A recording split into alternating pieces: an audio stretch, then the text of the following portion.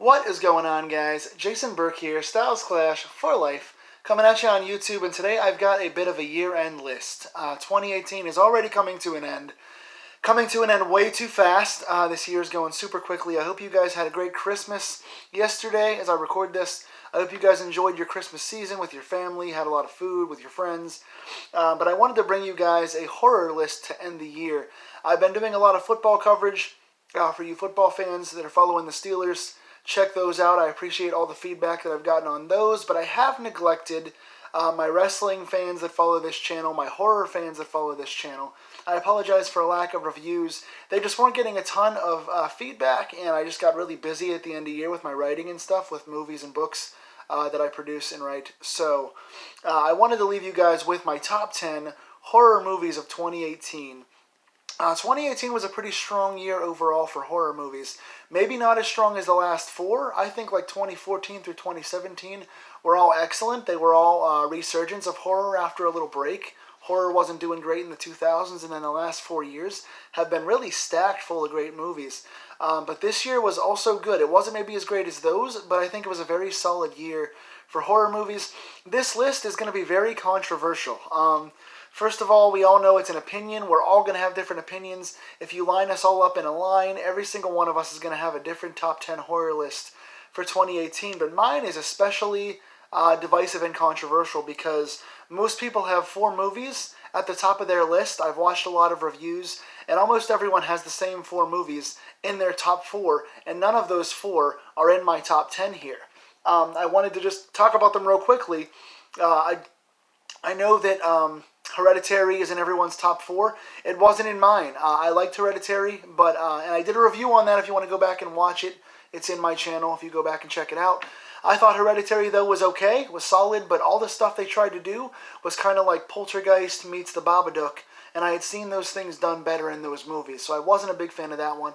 A Quiet Place was super original, but I did see it with subtitles, or without subtitles, I'm sorry, and on a small screen with no surround sound, so I lost the sound and I lost the subtitles, so I didn't get any of the language that hyped up the movie, so I didn't see it in its best form, so I wasn't as big a fan of Quiet Place.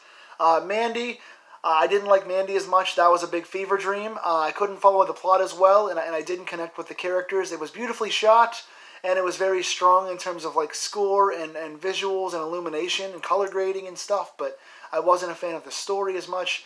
And Annihilation I loved, and I have a review of that on my channel as well if you go back and check it out, but I didn't consider that to be a horror movie. That was more of a sci-fi movie that I didn't put in the horror category, so as much as I loved that one, it didn't go on my list either.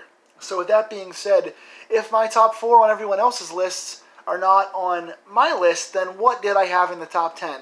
So I'm going to go ahead and tell you from 10 to 1, going backwards in ascending order, what my top 10 horror films of this year were. Number 10, I have Stillborn. It is a Shudder exclusive. It might even be a Shudder original. I really enjoyed this indie flick. It was a lot of fun. Again, there won't be many spoilers or anything in this. Hopefully, I'm going to try and skim past these fairly quickly. But I put Stillborn over Revenge. Revenge is another Shudder exclusive movie. I put Stillborn over this one, so Revenge will be my honorable mention for number 11. I like Revenge, but it was just like I Spit on Your Grave. It was kind of the same exploitation, rape kind of film that we've seen 1,000 times before, and there was a lot of plot holes in this movie that kept it from being in my top 10. So Revenge is 11, Stillborn is 10. This movie essentially is another kind of paranormal haunting pregnancy kind of thing where a woman gives birth to a child. She's supposed to have twins. She wind up only having one of the children, and the stillborn baby may be haunting the household. So it's an apparition child pregnancy kind of movie. We've seen this done before, but this is done in a pretty fun way. It is a solid, well-paced, pretty good visual scares. It relies on some jump scares, but it's not as predictable, I guess, as some of the other ones. So I did enjoy this. It wasn't an amazing movie, but a very solid Shudder release, I think, for number 10. So if you have not seen Stillborn, it's on Shudder. Go check it out. I think it's a solid number 10. Number 9 is also on Shudder. It was released earlier this year. Hell House LLC 2, the second Hell House LLC. I watched both of these movies this year for the first time, and while they're not as groundbreaking or as amazing as some others may think, I still really enjoyed them. This one's cool because it has a documentary-style feel, where they talk about the original murders of the first movie, and the sole survivor in this movie is interviewed and is talking to going back to the house. And this is it's kind of another overdone trope where it's just a bunch of apparitions haunting a haunted house, so to speak, from a haunt in October, where these guys create this haunted house, and it winds up being haunted by other spirits. So again, it's an overdone trope, but I think it's done well. The scares are genuinely scary. They build the story well. You care about the characters. There's a staunch dichotomy in the different kinds of characters, and this one has the interview reality show elements to it too, so it has two different pacings going at the same time, which is nice. And I really enjoy the big reveal at the end. There's a nice little twist that gives more of the backstory and more of the reason for why this is happening, which is a very nice addition to this movie. So that's my number 9, Hell House LLC Part 2. My number 8 seemed to be one that everyone else hated this year. It is Blumhouse's Truth or Dare. Not the Truth or Dare on Netflix, but the one that Blumhouse did back in like February with Lucy Hale. I really enjoyed this. I know that it gets a lot of hate because it's kind of childish. I know that people didn't like the emoji face whenever people go into the possession mode. But this is, excuse me, a nice haunting twist on the Truth or Dare tropes. Once the game starts, it has to end. Each character is faced with telling the truth or doing a dare or being killed. They could have taken this a little further. It didn't go exactly as far as it could have, but I enjoyed the dares. I enjoyed the brief gore when you had them. Some of the dares built some nice tension. The truths created a lot of infighting with the group of friends. And while some of the reactions were childish and it wasn't always powerfully acted, I enjoyed the main 3 actors, the love triangle they had going on, and the way they handled some of these crazy dares. So I like the pacing of this story, I like most of the acting in this story, and I thought it was a unique way to do the Truth or Dare aspect. So that's my number 8, Blumhouse's Truth or Dare. Again, I know the emoji faces were cheesy and some of the acting was cheesy, but all in all, this was a pretty easy watch, a pretty fun way to do it, and I enjoyed the way they decided to end the movie as well. Number 6 is a Netflix original that got a lot of hype toward the end of this year. It's one of the latest entries on my list. I think it is my latest entry. It is Cam. It was just released, I think, last month, and Stephen King was talking about how good it was. And I agree, it was very good. All 6 from here on out are very, very good movies that I highly recommend. Cam was very good. It was showing the potential demon takeover, the potential haunting aspects of being a cam girl. So it was a unique take on the internet and how things can own our souls and how exposing ourselves to government profiles can be dangerous. So it was a realistic fear. It was a nice look at a job field we don't often see talked about in movies, being a cam girl. Madeline Brewer was excellent as the main girl. This was powerfully acted. She acted as 2 characters in this, essentially, and it was very well done. The scares were very different than usual, and it was more of a psychological thriller. It wasn't really horror, but it was more so the realism of what can happen to you and how important your identity is, and how when somebody else gets a hold of that identity, what can happen. So I really enjoyed this for the differently paced, different kind of horror that it was. It was one of those resonating horrors that stay with you, not because of visuals, but because of the underlying aspects of it. So I really enjoyed Cam. Alright, we're into my top 5 now. Are we? No, I'm sorry. Cam was number 7, and now we're into number 6. This is another one people didn't seem to talk about or like too much this year, but I really enjoyed it. The Strangers 2. We waited for almost a decade for a Strangers sequel. Finally, we got one back in theaters, and I really enjoyed this. I know most didn't like it. I thought it was good. I thought the characters involved were pretty solid. The family dynamic was done well. I thought the Strangers, having them talk a little bit more, was nice. I enjoyed the gore even more in this series. I enjoyed that the Strangers characters were more animated. They had more interaction. The gore was ratcheted up a notch. I enjoyed being confined in the trailer park home. I enjoyed the soundtrack here. It had that vintage style soundtrack they use. I didn't like some of the resolution of the characters, but I won't spoil that. It kind of eliminates possibility for future movies. But all in all, I thought this was a nice follow-up to The Strangers. It captured the characters well, and it built on them and added a little more, not not necessarily mystique, but more exposure and more fun in the cat and mouse games, the way they tease the victims and they kind of linger around. I've always enjoyed that aspect of them, how they enjoy hunting their prey. So Strangers 2 Prey at Night is my number 6, and I think is very underrated this year because it didn't get a lot of positive feedback. Now we're into my top 5, now that I can count. And my number 5 is a very fun cult movie called Pyewacket. I don't know where this is available to stream right now, but I really enjoyed this movie. It is a girl who gets into fights with her mother and is into the occult, and she makes a wish that she can't take back, and that wish then haunts her. This is a kind of a Babadook film where it's a slow burn. It's character-based, so you have to like the characters, which I really do. I like all their backgrounds. I like how the wish is made.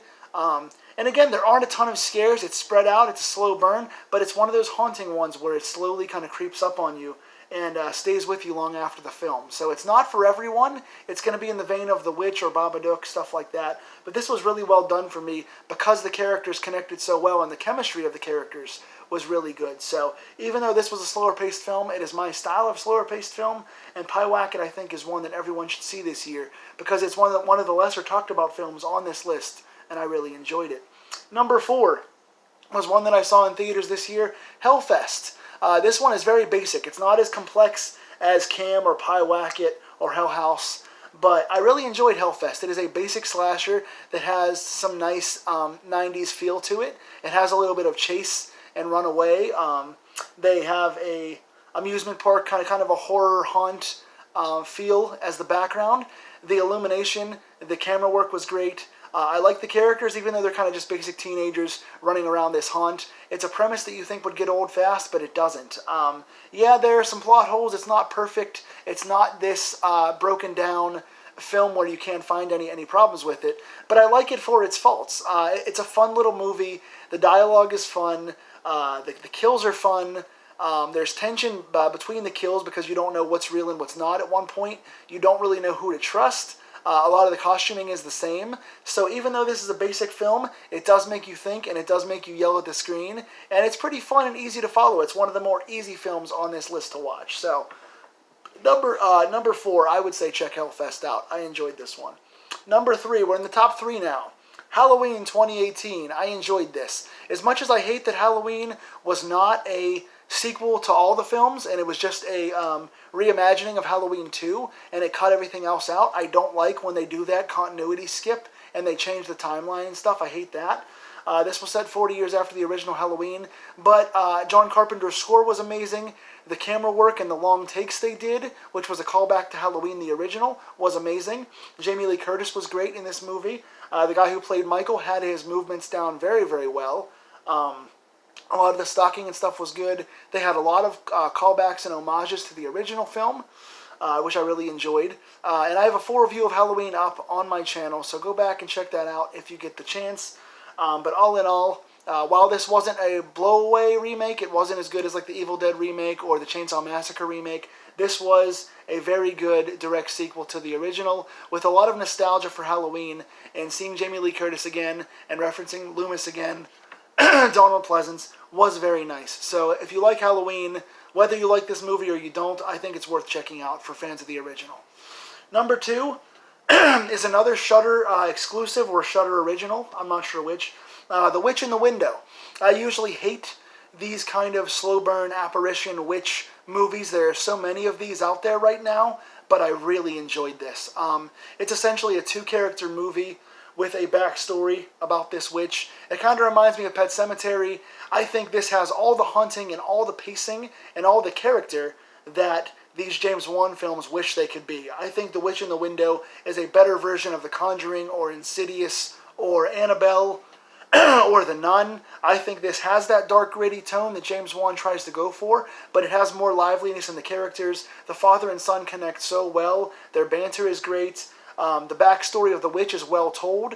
The neighbor characters remind me of the Pet Sematary thing. So, again, very few characters, but they have a nice little bait and swerve as to what's happening and what's a flashback and what's going on. So it's well shot, it's well paced, and it's very haunting. There were several times that I jumped.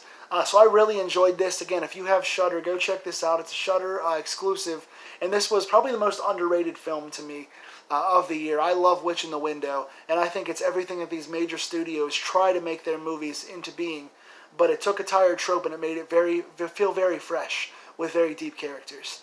And my number one movie of 2018, if you guys have talked to me on Twitter or Facebook, you know very much what this movie is. Summer of '84. I think I have a review of this on my channel. Go check it out if I do. If not, I should. It's an amazing movie. Summer of '84. It's also currently on Shudder as well right now. It did the festival circuit, and now it's on Shudder. So again, Shudder gets a lot of awards this year. My favorite movie of 2018 by far. It's one of the best movies that I've seen in years.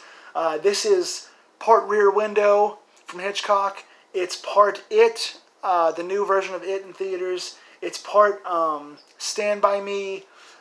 There's so many things to it. There's so many layers to this. It is a kid's summer adventure movie, kind of part Goonies, you know. So essentially, I'm trying to find enough ways to explain this movie. 4 kids grow up together on a small street. They're best friends. They think their neighbor is a killer. There's a town killer going around killing children, and they think their neighbor is the killer, and they're trying to prove that he is, but the neighbor is a cop. And so it's did he do it or did he not do it? The kids are very honest. Their language with each other and how they talk to each other feels so realistic. It's such a well-written movie. All the kids have their own little tropes, and they all have their own little storylines, so you can appreciate the kids for the depth they have, the realism and how they talk to each other, which is what made it so good last year, made this amazing this year. The main character who plays the maybe or maybe not killer is great. The soundtrack is very vintage. All the stuff in the camera work and in the music and score, all are from like 80s style synth and have the 80s style Carpenter stuff to them, so it feels nostalgic. It's an hour and 45 minutes, but it feels like a half an hour. It's paced so well. The swerves are good. There's a little relationship love aspect that's very good. There's an open-ended nature to some things that's very good. The ending is amazing. The voiceovers, everything about this is just my kind of film. It is a good-natured, fun, children adventure, classic summertime movie that I'll make sure that I watch every summer, because the terror in this and the way that it's left to get to have that terror stay with you after the movie is second to none on this list. Everyone should go watch Summer of '84. It is by far and away my favorite this year. So what did you think of my list? What did you think of my order? What did you think of my omissions and my opinions of these movies? Tell me in the comments down below, guys. I'm sorry there's not been more horror to end this year, but I want you guys to tell me if you want to see these movies reviewed, if they weren't already. Please tell me in the comments. Talk to me and tell me what you guys want to see as horror fans from my channel in the near future. Until next time, guys, have a happy new year if I don't see you again. Stay scared, dim the lights, lock your doors, and enjoy the movies. Take care.